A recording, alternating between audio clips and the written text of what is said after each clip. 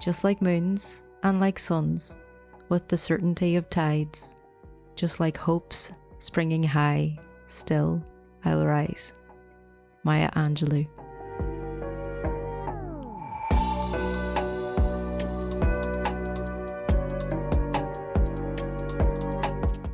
It has finally arrived, the formal beginning of the lighter half of the year. Bealtaine 2026 heralded the rise of the flower moon. This name was originally given by the Algonquin people to the full moon in May, thanks to the abundance of blooming flowers. Other names include the hare moon, the corn planting moon, and the milk moon. But this month has another more significant moon to watch out for. The blue moon. A blue moon is different from the monthly or seasonal moon names like the flower moon. It isn't restricted to a time of year, it's a movable feast. A full lunar cycle is a little over 28 days long. However, a calendar year is 365 days, which means that during some years, you may end up with 13 full moons instead of 12.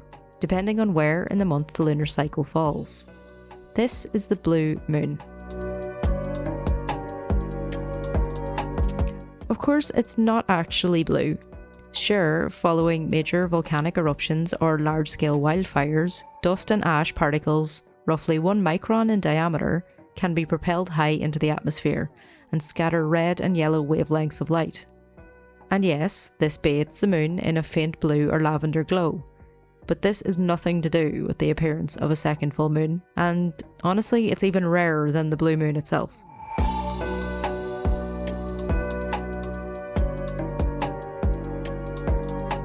The modern definition most people know today, the one that we are going with, the second full moon in a calendar month, actually stems from a well-documented misinterpretation.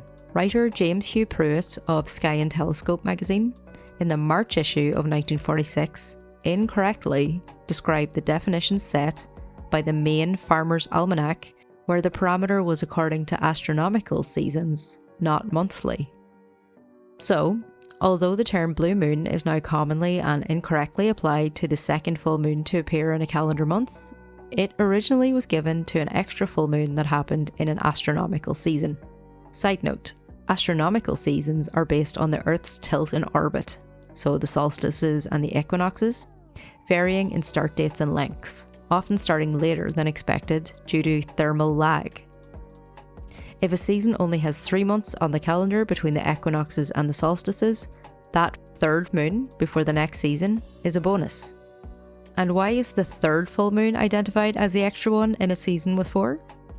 Because only then will the names of the other full moons, like the moon before Yule and the moon after Yule, fall at the proper times relative to the solstices and equinoxes. This was the actual main rule, and generally happens about every 2.5 years. The next seasonal blue moon is on May 20th, 2027. Although there is no formal significance attached to the blue moon in modern Wiccan and pagan traditions, many people treat it as an especially magical time. Some modern magical traditions associate the blue moon with the growth of knowledge and wisdom within the phases of a woman's life. One linguistic theory connects blue moon to the Old English word belew, that's B-E-L-E-W-E, which means to betray. Under this interpretation, the extra full moon betrayed the normal expectation of 1 full moon per month, a reading that many lunar calendar researchers find compelling.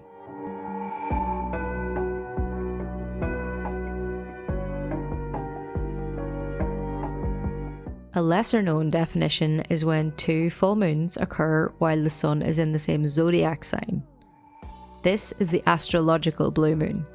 This furthers the main rule, stating that it is advantageous when there are 4 full moons within a season. For example, both the June 21st and July 21st, 2024 full moons peaked while the sun was in Cancer, making the July full moon an astrological blue moon. But let's get into what brought you all here, the folklore. In medieval Europe, the blue moon was associated with disease, famine, and natural disasters, deepening its connection to sorrow and hardship. It was thought to be a powerful omen, a harbinger of change, and an event that could alter the tales of those lucky or unlucky enough to witness it. In other cultures, the blue moon was considered fortunate, something to celebrate, and a perfect time to start a long-term goal or make plans for the future. Inuit folklore teaches that the blue moon represents sadness, the moon keeping his distance from his lover, the sun, to avoid overshadowing her, making him blue with longing. Blue moons are considered powerful moments in many folk traditions. It is believed to be an auspicious time to communicate with ancestors who may be more receptive to granting wishes during this rare event. Full moons themselves are liminal times, so speaking with them through a thinner veil must be much easier. If you attempt a robbery on the third day of a blue moon, it will fail. Maybe just don't rob anyone. If a person becomes ill during a blue moon phase, they will die in 8 days. Looking at a blue moon through glasses or any glass item is considered bad luck for 30 days. Conversely, turning a coin over in your pocket during a blue moon is a traditional good luck charm. And picking herbs, berries, or flowers during a blue moon is said to heighten their magical and medicinal potency. So really, it seems like it's all about perspective. The extra full moon provides abundant chances to cleanse your tarot decks, try out a new spread, or charge some crystals. If you're low on moon water or you missed your chance to do a dedicated journaling session, you get a second go at it. And whether or not the blue moon inspires magical beliefs in you, it can't hurt to harness its energy to improve your luck or finish a long-term goal. You can honour the passing cycles by being in nature or just enjoying a second chance within mere weeks to sit by the window, sip some tea, and do a selfish, comforting project in a spot where you can see her glow.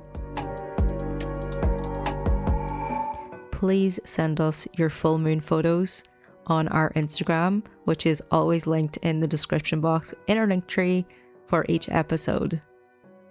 And until next time, let me leave you with this.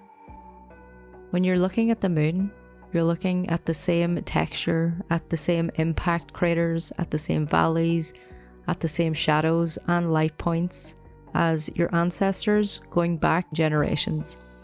So even if you don't feel a pull to the moon, even if you don't think that there's anything truly special about a giant floating rock in the sky which shines reflected light on us every month, at least consider that.